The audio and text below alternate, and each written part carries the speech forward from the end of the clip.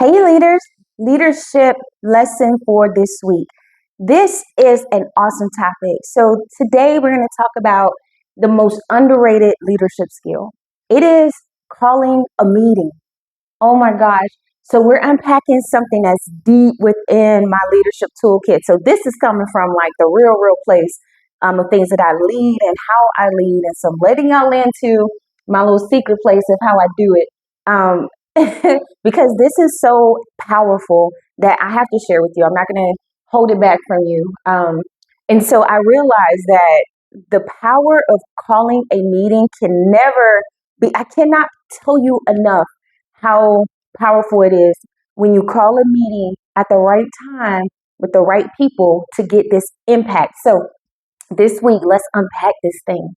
So according to Forbes, I wanted to look up what Forbes has to say about follow-up accountability, because this is all a part of the beauty and the art of calling a meeting. And speaking of art, we did an episode previously about the art of delegation. And so if you haven't seen that one, I encourage you to go back and listen or give it a watch if you're on YouTube, because that's a powerful lesson also that will help you to lead happier, healthier, and get results.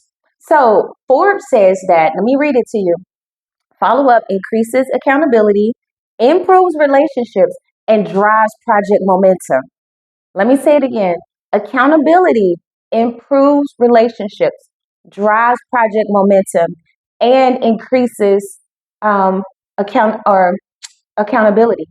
So I I want to encourage you about a rightly timed meeting. So I'm not like a meeting fan. I'm not a fan of meetings, how meetings typically go, because they tend to be just non-productive. So I could do a lot of teaching about meetings and how to make them actually worth the experts' times. Like, you have typically in a like board meeting kind of meeting, you have the one person who's receiving information, and then all these people around like that rectangular table who are feeding information to the top. Rarely does that, to me, prove a good use of people's time. So it's like everyone's here for the one person to receive, and then that one person gives something out, and then everybody leaves. But just some quick things you can do in your meetings to make them more productive and meaningful is one, don't call them meetings, call them something else. We used to call ours brain dumps, Minecrafts. You can call them whatever, and that's a fun team building activity too. To bring your team together and say, what do we want to call the times that we get together to do business? If y'all want to call it meetings, we will, but meetings have a connotation. And so, as part of my customer portfolio, what I focus on internally is how do we interact with each other? How are we customers of one another? And so, one thing you can just do real easy is just don't call them meetings. And it becomes fun, and you can see people's creativity come out when you say, okay, we're no longer going to call these meetings. What are they? And one group I had, they called them Minecraft. And I'm like, that makes sense, Minecraft. And so everything, then I had to spend my effort reinforcing what we decided, right? So I made the calendar say Minecraft. I was using the word, hey, at Minecraft next week, let's bring this out. Did you come? I didn't see you at Minecraft this morning. Everything okay? So just like making it such a normal word that it's not like funny anymore. It's the real word. So, okay, I won't talk about meetings a lot more, but I just wanted y'all to have that little tip, because that's something you can do right now that if you're confident with it, it can land very well in your teams and you can have more productive meetings. The other thing, okay, gosh, I just hate bad meetings. Okay, so the other thing you can do in your meetings is how you seat people, right? So in my experience is that people come into a room and it's that rectangle table thing, and the head sits at the front, and then everybody else sits around there, and it's something to it. And I think that those meetings have a place and that seating has a place. But people typically come in and they sit in their same seats that they always sit in. And I think if you always do what you always done, then you're always going to get what you always got. So, so what I have done is I got rid of the long table. I brought in round tables, right? Because we're going to do collaborations. We're not coming here to tell me what's going on. I'm in charge. I know what's going on, right? I'm involved. I'm in the business. I'm in all the places I should be, and I have people feeding me information on a regular basis. And so we don't need to wait to Minecraft or collaborations, whatever you want to call them, or meetings if you're going to go the traditional route. But we don't need to wait until that time for y'all to tell me what's going on in this organization, or for me to give you the vision or the feedback. That should be a part of our culture. And so I bring in roundtables, and then I break up who sits with who, because after a while you start to figure out who's more comfortable around whoever. And depending on the topic, I will sit people that I think are going to have opposing ideas, because I want the friction for the thing that we're doing. And I don't, and the third thing, okay, rarely do I sit at the traditional head of a table. I just don't. I don't think it's nothing for anybody. If that's what you do, that's okay. That's fine. For me, it's for me to be with the people, to mingle, right? And so you will easily mistake somebody else for being in charge in a Minecraft or a collaboration or a meeting that I'm in, if it's in my wheelhouse, because I'm not sitting where you think I should sit. And I think that's the beauty of how I lead and how you can lead. I don't need, we know the hierarchy, right? We know the structure. Maybe somebody else wants to sit right there, or maybe nobody wants to sit there, and it's like, oh, no, y'all sitting here today. Somebody's going to take that seat, and we're not going to make it a thing because I'm coming in, designating my seat, and y'all are not saving the front seat for me. We're not doing it. So, anyway, those are three things. And if you want some more, just hit me up and I can talk to you about how I don't think I've mastered meetings, but like pretty close. We have effective meetings if it's a meeting that I got some say in how it goes. Okay, accountability and calling a meeting. All right, so I must tell you that if you always have a meeting, then what I'm going to talk to you about today, this conversation is not for you. Because if you already overmeet in your organization, then calling a meeting has no effect, right? If you already meet 5 times a week with the same group of people or something like that, if people know that in this organization we have meetings, then excuse me, this might not be as effective. You may have to go on like a meeting hiatus to create a gap and then bring meetings back in order to call a meeting effectively. So here's my experience. One time I went to have a mentorship discussion with a leader in my career field, and she was phenomenal. So I had two in that particular job that just back to back at the level above, a few levels above me. And oh my gosh, this one was, her name is Sarah Ann Custer. And I don't know if she knows this part. I don't know if she'll ever hear this story, but man, she gave me the business about my life and my career. And that had come after another great Colonel Lisa Pike. Like I had the women that gave me the business to like tell me about my life, my career, and they didn't hold back. And I love them for it. So this particular time, Colonel Custer was new to her position, and I was like, oh, I have just been selected for promotion. I need to get on her calendar. And so I do what any good subordinate does. I get the number, I call her front office, and I coordinate a meeting. And I say, hello, I'm Tamekia. I would like to get some time with Colonel Custer, and I'll send over my records at your request, but I really would like her advisement and coaching on my career. I've been selected. I think at that time I had been selected for promotion, but I wasn't in the ranking where I thought I should be. Of course, I thought I should be like number one. What are y'all talking about? I'm not the number one. But in reality, I thought I should be a lot higher than where my rankings came out. So how it works for us is you get an order of merit, and you get like racked and stacked. Like you'll make it if you make it, and then there's a number. It's a like prioritization. I don't know if it's intended to make you feel how it made me feel, but it did. I felt a certain kind of way being in a way lower place than I thought I should be. But anyway, praise God, we here. And so, so I call and I set this meeting up with her front office, and that was fine. The meeting was set. I was ready to go. So the meeting was going to be, say it was a Monday, that meeting was going to be on a Thursday. What was going on in my world, I was leading my own unit of about 387 people. I was also recently, I had just had my baby, the second one, my third child. Got so many, I'm losing count. So I had just had my third one, and I just had it like still kind of maternity leave kind of mode. And I think if I remember all that right. So anyway, my mornings were like dedicated to this new mouth to feed and figuring out his life. and then balancing the other kids and the husband and the career. All the things were happening all at once. But I squeezed in some time to get mentored because I needed it because I had a shock to my system, right? A shock to my career system means that it's time to pivot. It's time to figure out, it's time to assess and like get some real feedback about what's going on with me. So I set this meeting up and then let's say it's like, I don't know.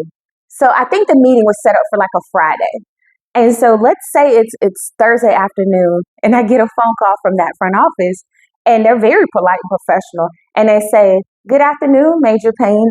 Colonel Custer can meet with you, but we need to move the date and time. Are you available on Saturday at like 7:30?" I said, "Yes." Yes, I am. And immediately I'm thinking, like, what in the world? Like Saturday at 7:30, I just had a baby. Like, why is she having meetings on Saturdays at 7:30? Why am I agreeing to this? Oh, because I need it. So I did. And I analyzed that moment so much. I said, okay. And then I had the meeting with her, and it was so worth 7:30. I would have had that meeting at 4:30 in the morning with her because it was so valuable and rich, and I'm living off of that still, that feedback. So, but in the moment, I said yes, right? Because I'm at her whim. I need her support. So side note, something I try to teach in my organization is negotiate smartly, right? When you're the one who is trying to receive something, you are at the mercy of the one who can give it. So you can't come a certain way at people when you don't have the position of that power. Like you have to be more humble and more meek when you're the one in need. So anyway, I practiced that because it was either to me it was on her time or not, and it needed to be on her time. So I'm analyzing this. I said, okay, we had this meeting set. It was enough time in advance. I know she's busy, but oh my gosh, a meeting on Saturday at 7:30. So I made up some stories in my head about it. I'm like, okay, maybe this is a move of authority, right? Maybe this is like, hey, if you want this, I'm going to do it at a time that challenges. Do you really want it? Are you going to pay a price for this meeting you asked me for? Because I'm going to pour into you. It's going to cost me. So are you willing to pay your part? So that's one thing. So I don't know if that was why. So I can't tell y'all why that meeting got changed. It could have just been a matter of calendar, but she's smarter than that. So I'm like, that was something to it. And I never circled back to ask her. But I took what I thought was the lesson from it in that when you schedule a meeting, it can be a show of authority.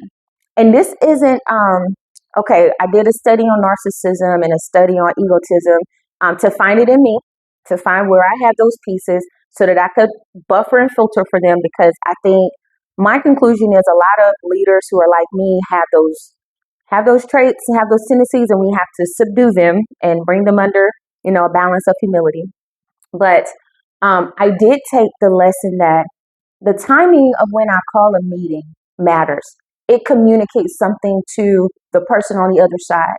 And I should use that wisely, right? If I want to surprise you, if I want to put priority on something, the timing of the meeting matters. If I want to say, if I schedule a meeting with you and it's after hours and it's me, you, and the person who enforces authority, then I could be saying that I want to preserve your dignity, but we're going to get this taken care of. Or because I'm not making you march down the hall of shame with your, particular uniform on and looking like you're in trouble, which I also don't like that connotation, but it's what a lot of people do. But I'm preserving you, right? So maybe I'm showing some compassion, but I'm also enforcing our standard and reinforcing our culture. If I call a meeting on a Saturday at 7 o'clock, I might be communicating to you that this is when I can do it. So if this is important to you, it'll be when you can do it too. And I've used that tactic in mentorship. It kind of helps me see where people are. It just helps me to know where they are and how much are they willing to invest in what I'm willing to invest in them. Right. So the art of calling a meeting, you guys, is such a powerful art.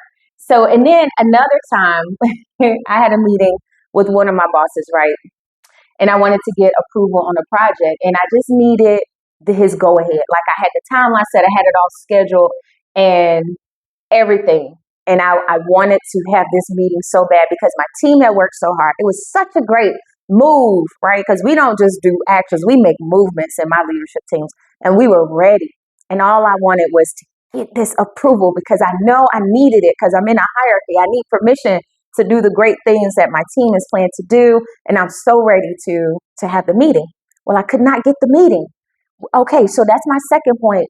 Having your calendar unavailable for people to schedule meetings communicates something, whether you intend to or not. And you could do that on purpose. I have before not been available to a particular person on purpose because I wanted to communicate to them that you don't get an audience with me over this. You get an audience with these other appropriate people, but you don't get an audience with me over this. So for you, my calendar is blocked. And of course, I'm not saying that to them. This is all, like I told y'all are deep in my treasure chest of leading. This is what I tell whoever manages my calendar. If I'm managing my own calendar, then it's like, nope, not for that person, not for that reason. I overheard a conversation one time with somebody really high up, and he was annoyed that a particular person had gotten an audience with him over an issue that was not at his level. And I said, he's right about that.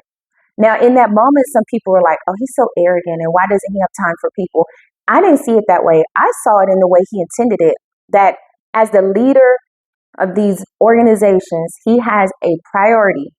And that person weaseled through the system because the layers before him did not handle the business. So now it had to come to his level. Now someone who should not be meeting with him, but should be meeting with someone else is now meeting with the very top. And when the very top gets involved, everybody with the very top is involved now. Now it becomes something that is grander than it could have been.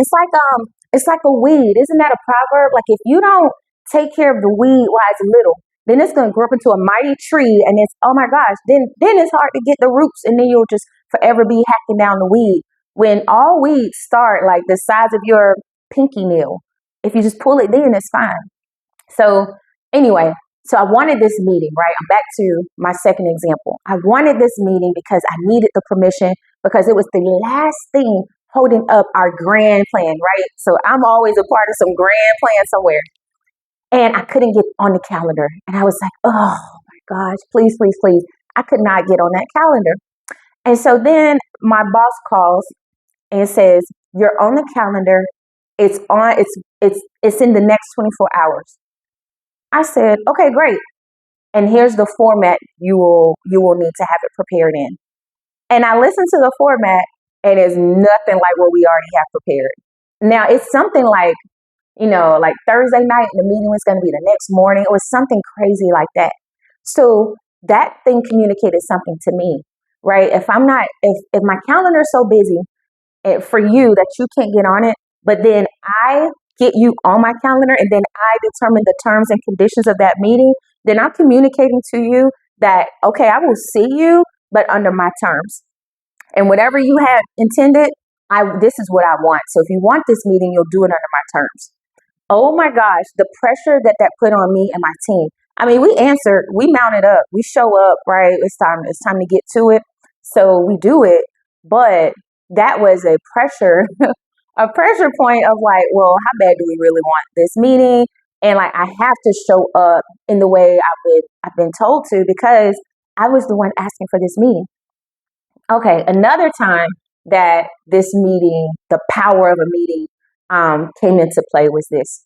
Oh, I have like 4 examples that just went across my head, but I got one here. So I had a subculture in one of my organizations that was not in alignment with our culture.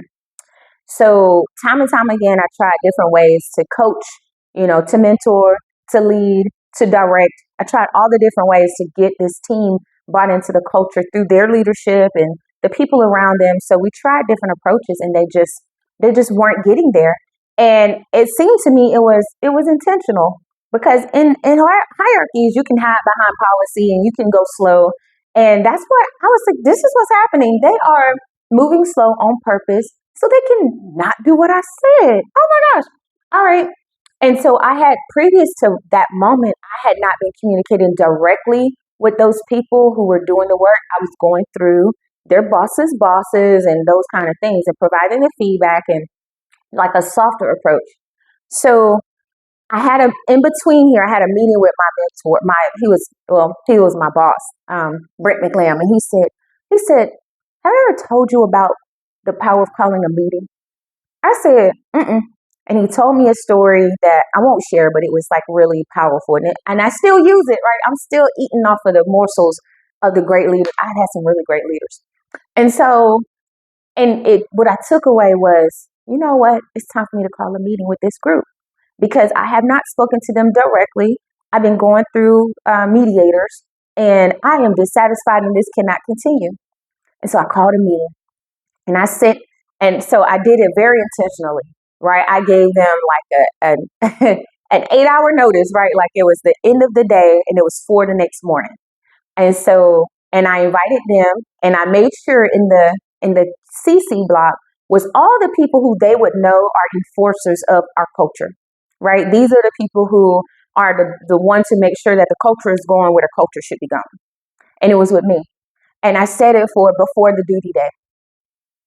And and I put it in a location, right? And it was in my office. So imagine getting a calendar meeting with you've never met with the top of the organization, and then you get a calendar request that says tomorrow morning, please be here. We're going to discuss. We're going to have some feedback, and I expect you to take notes and be prepared to execute. And that was like that kind of like the sense of it. And then I did not take any questions about it. So I disappeared. I went to work somewhere else where they couldn't see me, like couldn't come by my office.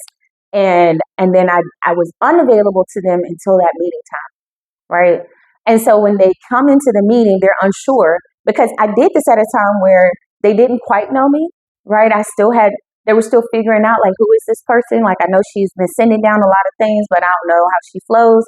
And so that, uncertainty of who I was and what kind of leader I am helped me because they didn't know if they were going to walk into like a fire or feathers. Like they didn't know. And so it was a direct conversation. And I said, okay, here's why we're here. We're going to take 15 minutes and I'm going to explain what I've seen.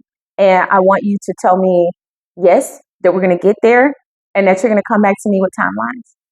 We all on the same page? Yes, ma'am. Okay, here's what it is. And in 15 minutes, okay, everybody's dismissed. If you have any questions, direct them to this other person, right? Not me. Go to your boss. So that was whew, that meeting was successful. And I started to see the results that I was looking for. Now, don't ask me what I did with the middle level of leadership who was not getting the results because I also believe in accountability at that level. Because if I have to do that because you're not doing something, well, like both of us don't need to do your job, right? So we got to deal with that. We either gonna, we deal with that. So, so that was how I, 3 examples of mobilizing meetings, right? Being empowered through meetings. So I want to talk about a few things that were in common with all of these meeting instances. And these are things that make your meeting have more power, like calling the meeting have more power. So what I noticed is that these meetings were not normal occurrences, right? It wasn't normal that I would have these meetings with the boss I was looking for that meeting for. We didn't meet often. So to have a meeting was like a privilege. It wasn't expected because it wasn't always. To have that meeting with the leader who was mentoring me, that wasn't a regular occurrence, right? To have a meeting on a Saturday, not a regular occurrence, like not with her, at that level with me, at the level I was at, or having a meeting with these particular people, like, maybe we would say there are 3 levels between me and them. 1, 2, 3. So having a meeting with me, with them directly was not common. So the meetings that I'm talking about were not normal occurrences, which added to the strength of the power of them. Also, the time between the meeting request and the actual meeting was short. It was compressed. In my case, it was intentional. In the other 2 cases, I don't know if it was intentional. It might have just been a matter of space available, time available. The third thing is there was almost zero, and in all those cases, there was zero communication between the meeting requester and the attendees. right? It builds suspense. It can build suspense. It can build panic. It can build fear. It can help you create what you're trying to create, the anticipation. It can do a lot, right, with that meeting request. And then when the recipient came to the meeting, they were like all ears, just like me. When I came to that meeting, in both the cases where I was summoned, where I initiated the meeting, and the one where I held the meeting, but there was a posture of um, receiving mode on the recipient. Like I came into those meetings in a receiving mode, even though I was there to deliver information, because I didn't set the terms and conditions for the meeting. So I had to come in a little meeker, but still confident, but a little meeker because I'm waiting for them to tell me how this is going to go. And the same was the case with those members who came to the meeting I called at that early morning. They had to come in with like a meekness about them because they didn't know. And I needed the meeting I called. I needed them to come in meek because I thought there was a little bit of arrogance that was building, a little bit of intentional resistance to policy. So just a little humility in that process was what I needed to instill in my team. All right, so let's ask some real questions. This is for you, the leader. What is your relationship to meetings in your organization? Are they clutches? Are they conversation starters? Are they effective or efficient or neither? Are they requirements and nobody looks forward to it? Like, evaluate that. Ask yourself, what's my relationship? Do I hold on to meetings as my information source? Do I like meetings? I used to like meetings when I was brand new. I'm like, oh, I'm going to a meeting. Let me get my stuff together. I'm going to a meeting. And then I started like, oh, I'm going to a meeting. All right. Okay. Then I'm like, another meeting? I'm like, could you go to that meeting? Okay. And then how could you better leverage meetings to mean more and attain richer results? Please message me on how I schedule my team meetings, the weekly team meetings, those required meetings that we had to have. Talk to me about that, and I can share some stuff with you. And you might not like all of it, but there'll be something that you can pull and make it your own. And I'm happy to share it. All right, let's get to your happy place when it comes to meaningful meetings. All right, I want you to think about your meeting tempo and your tolerance for meetings. Consider a situation in your organization where calling a meeting would break down a process or an output barrier. Where if you simply met with the one doing it, then we would get there. Now, careful to balance the trap of micromanaging, careful to balance the feeling that the middle level between you and them is not needed, right? There's an art to it. But what situation would be more productive if you just met with the people doing the work? Real quick, real innocent, real, intentional. And then schedule the meeting. And let the details of that invitation signal your intention. If you intend for it to be brainstorming, if you intend for it to be feedback, like let the meeting details, the time that it is sent, who sends it on your behalf or from you directly, what time of day, where's the location, right? Do you send read aheads or do you say show up with your notebook, right? What language are you using? Are there exclamation points in it or a bunch of periods, commas, question marks? So think about that meeting request and let that communicate sort of how an invitation gives you a sense of the event, right? You can tell like, oh, this is a formal event because like it's all, white and lace and pearls and stuff. Or like, oh, this is a 90s party because it's got like a boombox and a Walkman and all the stuff in it, crisscross in there or something. But it communicates to you without you having to do a lot of work that, oh, this is that. So let your meeting invitation do the same thing for you. Okay?